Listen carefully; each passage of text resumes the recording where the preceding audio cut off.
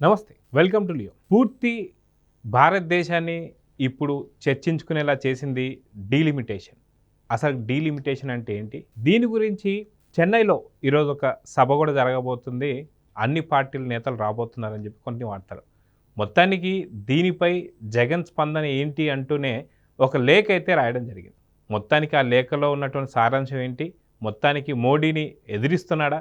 దీని గురించి మనతో పాటు మాట్లాడడానికి సీనియర్ జర్నలిస్ట్ డివి శ్రీనివాస్ గారు ఉన్నారు. వారిని అడిగి తెలుసుకుందాం. సార్ నమస్తే. నమస్తే. డీలిమిటేషన్ అంటే ఏంటి? అసలు దీని గురించి ఎందుకు ఇంత పెద్దగా చర్చ జరుగుతుంది? ఎందుకు మన సీట్లు కోల్పోతున్నాము అని చెప్పి ఒక చర్చ.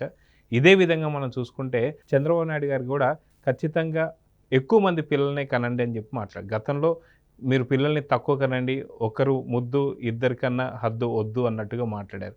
ఇప్పుడు వచ్చేసరికి ఎక్కువ మంది పిల్లల్ని కనమంటున్నారు. దీని గురించి ఒక పెద్ద చర్చ నడుస్తుంది. స్టాలిన్ ఆధ్వర్యంలో ఒక కమిటీ కూడా ఏర్పాటు చేయి అన్ని పార్టీలు రాబోతున్నాయి. మొత్తానికి దీని గురించి మీరేం చెప్తారు? నియోజకవర్గాల పునర్విభజన ఇవాళ బర్నింగ్ టాపిక్. దేశంలో కావచ్చు, రాష్ట్రాల్లో కావచ్చు. దాన్ని స్టాలిన్ హైజాక్ చేశాడు. ఏంటి, ఆయన ఒక మీటింగ్ పెట్టారు. తమిళనాడు సీఎం ఒక ముందడుగు వేసి ఆయన ఏంటి మొత్తం దేశంలో ఉన్న అన్ని రాష్ట్రాల ముఖ్యమంత్రులకు పంపించారు. అన్ని పార్టీల అధ్యక్షులకి ఇన్విటేషన్ లెటర్ ఈరోజు ప్రారంభమైంది. కానీ స్టాలిన్కి అంత రెస్పాన్స్ వచ్చినట్లుగా లేదు. ఇది ఒక 7 రాష్ట్రాల ముఖ్యమంత్రులు వచ్చారు. దక్షిణాది రాష్ట్రాల ముఖ్యమంత్రుల ఇవాళ ఒక కమిటీగా ఏర్పడటం వాళ్ళు ఆందోళన ప్రకటిస్తున్నారు. ఈరోజు వేదిక పైన కూడా రేవంత్ రెడ్డి స్పీచ్ మనం ఇందాక వింటే అసలు జరుగుతున్న అన్యాయం ఏ స్థాయిలో జరుగుతుందనేది హైలైట్ చేశాడు. ఏది ఇప్పుడు నియోజకవర్గాల విభజన వల్ల రేపొద్దున సెన్సెస్ జనాభా ప్రాతిపదికన ఇవాళ విభజన జరిగితే కుటుంబ నియంత్రణ పాటించిన రాష్ట్రాలేమో నష్టపోతున్నాయి, కుటుంబ నియంత్రణ పాటించని రాష్ట్రాలేమో లాభపడుతున్నాయి. ఆ రోజు ఫ్యామిలీ ప్లానింగ్ని ఇదే కేంద్రం రాష్ట్రాల మీద రుద్దింది. ఏది కుటుంబ నియంత్రణ పాటించండి, ఒకరు లేదా ఇద్దరు, లేకపోతే 1 or none అని కూడా అన్నారు ఒక టైంలో. ఇట్లా కుటుంబ నియంత్రణ ఏంటంటే ఇప్పుడు చిన్న కుటుంబాలు పొదుపు చేసుకోవటం, ఆర్థికంగా బలపడటం, బిడ్డలను బాగా చదివించుకోవటం, పరిమిత కుటుంబం ఇవాళ ప్రజలు ఆదరించారు. మామూలుగానే దక్షిణాది రాష్ట్రాలు చైతన్యవంతమైన రాష్ట్రాలు. ఆంధ్రప్రదేశ్, తమిళనాడు, లేకపోతే కేరళ, కర్ణాటక, మహారాష్ట్ర, లేకపోతే ఇక్కడ వెస్ట్ బెంగాల్ దాకా మనం తీసుకుంటే ఒరిస్సా, వీళ్ళు బాగా అడాప్ట్ చేసుకున్నారు దాన్ని. చదువుకున్న వాళ్ళు దీన్ని అందిపుచ్చుకొని ఏం చేశారు, కుటుంబ నియంత్రణ పాటించారు. అవి వెనకబడిన రాష్ట్రాలు, అక్కడంత చైతన్యం లేదు, చదువు అంత లేదు. ఎక్కడ ఉత్తరప్రదేశ్, లేకపోతే బీహార్, ఆ పెద్ద పెద్ద రాష్ట్రాలు ఏంటి, మధ్యప్రదేశ్ కావచ్చు, అవన్నీ కూడా అంత పాటించలేదు. ఫలితంగా జనాభా విపరీతంగా పెరిగిపోయింది. ఇప్పుడు పన్నుల వర్గీకరణ, ఈ నియోజకవర్గాల వర్గీకరణ, ఈ జనాభా లెక్కలు పరస్పర పూరకంగా ఎలా ఉన్నాయో చూడండి.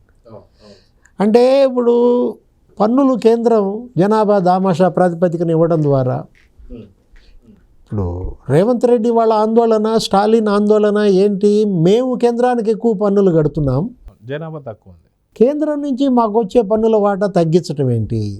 ఇప్పుడు ఇక్కడ ఉన్న పరిశ్రమలు, ఇక్కడ ఉన్నటువంటి అభివృద్ధి, ఇక్కడ వస్తున్నటువంటి ట్యాక్సులు, వాళ్ళ జీవన ప్రమాణాలు, వాళ్ళ ఆదాయాలు, పన్నులు ఎక్కువగా కేంద్రానికి కడుతున్నారు. ఇప్పుడు తెలంగాణ సంపన్న రాష్ట్రంగా మనం అనుకున్న నేపథ్యంలో అత్యధిక తలసరి ఆదాయం ఉన్న రాష్ట్రంగా కూడా వచ్చిన దీంట్లో 3,76,000 ఎంత ఉంది తలసరి ఆదాయం.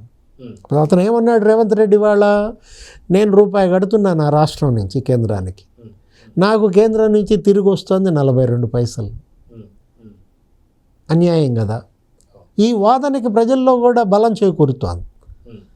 అంటే ఇప్పుడు తమిళనాడు అది మరీ అన్యాయం, వాళ్ళకి 26 పైసలే వస్తుంది, తెలంగాణకి 42 పైసలు వస్తుంది. ఇప్పుడు మరీ అన్యాయం కర్ణాటక ఇంకా 16 పైసలు వస్తుందంట, కేరళకి మరి 23 పైసలు ఏదో వస్తుంది. ఇట్లా 42 పైసలు వస్తున్న తెలంగాణ, దీనిపైన ఇవాళ తిరుగుబాటు ఏంటి, దీన్ని ఇవాళ అడ్రస్ చేయాల్సిన బాధ్యత ప్రధాని మోడీ, అమిత్ షా, ఎన్డీఏ ప్రభుత్వం మీద ఉంది. ఎందుకంటే ప్రతి 10 ఏళ్లకు ఒకసారి జనాభా లెక్కల సేకరణ జరుగుద్ది. ఇప్పుడు వీళ్ళు అంటోంది ఏంటంటే రేపొద్దున సెన్సెస్ ప్రకారం మీరు వర్గీకరణ చేసి నియోజకవర్గాలు పునర్విభజన చేస్తే ఫలితంగా మేము నియోజకవర్గాలు కొన్ని కోల్పోవాల్సి వస్తుంది. ఇప్పుడు 39 నియోజకవర్గాలు ఉన్నాయనుకో తమిళనాడులో, మరి అది ఒక 9, 5, 6 కోల్పోతే కేంద్రంలో వీళ్ళ యొక్క ఆధిపత్యం తగ్గుద్ది, వీళ్ళ వాయిస్ బలహీనపడుతుంది. పశ్చిమ బెంగాల్ 42 సీట్లు, ఆమె రాలా ఈ మీటింగ్కి. ఎవరు? మమతా బెనర్జీ రాకపోగా ఒక లేఖ రాసింది ఆమె కూడా. ఏది? జగన్మోహన్ రెడ్డి ఒక లేఖ రాసినట్టున్నాడు. మమతా బెనర్జీ ఏమని రాసింది? పునర్విభజన కన్నా ఇవాళ నకిలీ ఓట్లు అది ఇంకా పెద్ద భూతం, నకిలీ ఓట్ల మీద మనం ముందు ఫైట్ చేయాలా. ఆ మాట ఏదో ఆమె వచ్చి చెప్పచ్చుగా. అంటే రావాలంటే భయమా? ఈ మీటింగ్కి అటెండ్ కాలేదంటే జగన్మోహన్ రెడ్డి ఎందుకు వెళ్ళలేదు? ఇప్పుడు జగన్మోహన్ రెడ్డి భయపడ్డాడు. జగన్మోహన్ రెడ్డి పిరికితనం మరొకసారి జనం ముందు ఆవిష్కృతం చేసింది ఈ చెన్నై ఈ ముఖ్యమంత్రుల భేటీ అన్నమాట. మొత్తానికి జగన్కి ఎవరికి భయపడుతున్నారు అనుకోవచ్చు అంటారు? అంటే జగన్మోహన్ రెడ్డి చెన్నై మీటింగ్కి వెళ్తే మోడీ కన్నెర్ర చేస్తాడనా, అమిత్ షా కన్నెర్ర చేస్తాడనా, సిబిఐ కేసులు కదులుతాయా, ఈడీ కేసులు కదులుతాయా, బెయిల్ రద్దు అవుద్దా? అంటే ఆయన బెయిల్పై ఉన్నటువంటి నాయకుడు. ఏది? ఇప్పటికి 12 సంవత్సరాల నుంచి రఘురామకృష్ణరాజు దాని మీద ఒక పెద్ద ఫైట్ నడిపాడు. ఏది? ఆయన బెయిల్ రద్దు చేయమని కూడా వేసిన పరిస్థితుల్లో పిటిషన్లు అసలు ఎన్ని వాయిదాలకు ఎగ్గొట్టాడు. ఒక పెద్ద షీట్ రిలీజ్ చేశాడు, ఏదో 3600 వాయిదాలకు ఎగ్గొట్టాడంటూ, ఏ సంవత్సరం ఎన్ని వాయిదాలు ఎగ్గొట్టాడంటూ. 12 ఏళ్లుగా బెయిల్పై ఉన్నటువంటి వ్యక్తి ఒక పెద్ద సవాలుగా విసురుతున్న నేపథ్యంలో ఒక ఆర్థిక నేరస్తుడు, ఆయన ఎవరో పంజాబ్ రిటైర్డ్ డీజీపీ కూడా ఒక ట్వీట్ చేశాడు, అసలు ఇదేంటి ఇన్నేళ్ళు బెయిల్పై ఉండటం ఏంటి అని. సిపిఐ నారాయణ అదో పెద్ద జోక్. 12 ఏళ్ళు బెయిల్ పైన ఒక నేరస్తుడు ఎలా ఉంటాడు? ఆ కేసులు నడవ్వా? అంటే జగన్మోహన్ రెడ్డి ఇవాళ పంటి కింద రాయి, దేశానికే ఒక పంటి కింద రాయి, ఒక కొరుకుడు పడని కొయ్య. ఏంటి? ఒక కుడితిలో పడ్డ ఎలుక ఒక రకంగా చెప్పాలంటే. ఇప్పుడు ఏది? కుడితిలో పడ్డ ఎలకారంగానే నువ్వు బతికుందా చచ్చిందా అంటావు. ఇప్పుడు కుడితిలో పడ్డ ఎలక మరి 9 నెలల క్రితం పడింది, ఇప్పుడు దాకా ఏం బతుకుంటుంది? అంటే నేను ఆ మీటింగ్కి వెళ్తే అమిత్ షా కన్నెర్ర చేస్తాడన్న భయం వస్తే, భయంతో నువ్వు రాజకీయం ఏం చేస్తావు? నువ్వు ఆ మీటింగ్కి వెళ్ళాలి. ఈ లెటర్స్ రాయటం ఏంటి? స్టాలిన్కి ఒక లెటర్ రాశాడంట, అమిత్ షాకు ఒక లెటర్ రాశాడంట, లేకపోతే ప్రధాని మోడీకి ఒక లెటర్, అదే ఆ లెటరే పంపాడు అన్నిటికీ కూడా. ఇప్పుడు ఈరోజు అతను 14 ఏళ్ళుగా నువ్వు ఒక పార్టీ నాయకుడిగా ఉన్నావు, ఆ పార్టీ నడుపుతున్నాడు. YSR Congress party 40% vote bank ఉందంటాడు.